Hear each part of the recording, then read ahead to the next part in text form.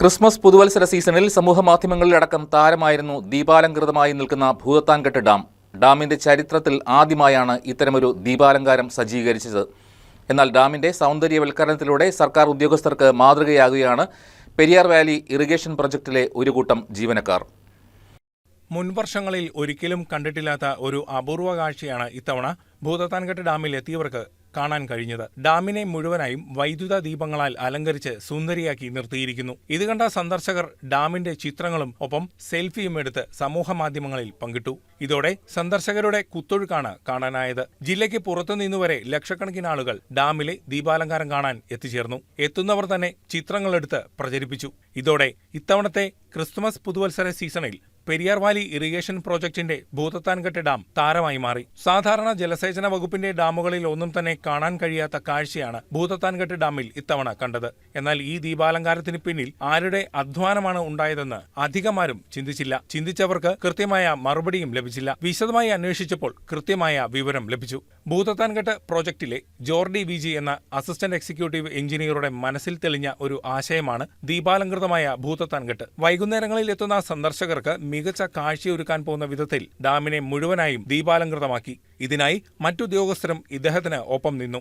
ആശയം വകുപ്പ് മേധാവികളെ അറിയിച്ചപ്പോൾ അനുകൂല മറുപടിയും ലഭിച്ചു. ഇതേക്കുറിച്ച് ജോർഡി വിജി ഇങ്ങനെ വ്യക്തമാക്കുന്നു.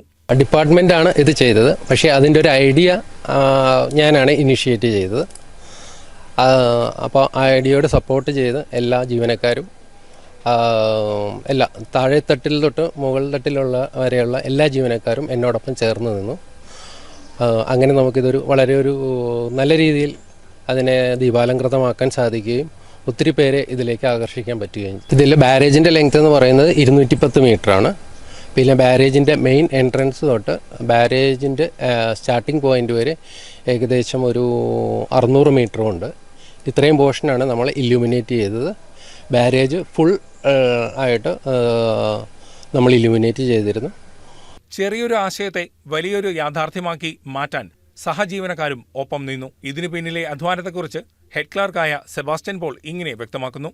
എറണാകുളം ജില്ലയിലെ വിവിധ ഭാഗങ്ങളിലുള്ള ടൂറിസ്റ്റുകളുടെ ഒരു കേന്ദ്രമാക്കി നമ്മുടെ ജലസേചന വകുപ്പിൻ്റെ ഏറ്റവും പ്രധാനപ്പെട്ട ഒരു ടൂറിസ്റ്റ് കേന്ദ്രമാക്കി ഭൂതത്താൻകെട്ട് മാറ്റണം എന്നുള്ള സാറൊരു ആശയം പറഞ്ഞപ്പോൾ സാറിൻ്റെ ആ വലിയ ഒരു ദീർഘദൃഷ്ടിക്ക് മുമ്പിൽ ഇവിടുത്തെ എല്ലാ ജീവനക്കാരും താഴെ തുടങ്ങിയുള്ള മുകളിലുള്ള എല്ലാ ജീവനക്കാരും ഒരുമിച്ച് നിൽക്കുകയും സാർ അതിന് വളരെ കൂട്ടായിട്ടുള്ളൊരു നേതൃത്വം വഹിച്ചതുകൊണ്ടുമാണ് ഇന്ന് നമ്മളുടെ ഏറ്റവും മനോഹരമായിട്ടുള്ള രീതിയിൽ ഈ ക്രിസ്മസിൻ്റെയും പുതുവത്സരത്തിൻ്റെ ആഘോഷങ്ങളുടെ ഭാഗമായിട്ട് അതിമനോഹരമായിട്ടുള്ള ഒരു ദീപാലങ്കാരങ്ങൾ നടത്തുകയും ഈ ഒരു ചെറിയ ഗ്രാമത്തിലേക്ക് ഈ നാടിൻ്റെ എന്ന് മാത്രമല്ല ജില്ലയുടെ വിവിധ ഭാഗങ്ങളിൽ നിന്നുള്ള സന്ദർശകർ രാത്രി പാതിരയാവോളം ഇവിടെ ഒരു വലിയൊരു ടൂറിസ്റ്റ് കേന്ദ്രമാക്കി മാറ്റുകയും ജനങ്ങൾക്ക് വളരെ ആനന്ദകരമാക്കുകയും അവിടെ ഹൃദ്യമായിട്ടുള്ളൊരു അനുഭവമാക്കി മാറ്റുകയും ചെയ്തത് തീർച്ചയായിട്ടും ജോർജ് സാറിൻ്റെ ഒരു ഇനിഷ്യേറ്റീവാണ്. സന്ദർശകർ തന്നെയാണ് ഇവിടെ പ്രചാരകരായി മാറിയത്. ഇതുവഴി വലിയൊരു വരുമാനവും ഡാമിന് ലഭിച്ചു. 2 ആഴ്ചയിലേറെ നീണ്ടുനിന്ന ഭൂതത്താൻകെട്ട് ഡാമിന്റെ ദീപാലങ്കാരങ്ങൾക്ക് ഇന്നോടുകൂടി തിരശ്ശീല വീഴും. News desk KCB news.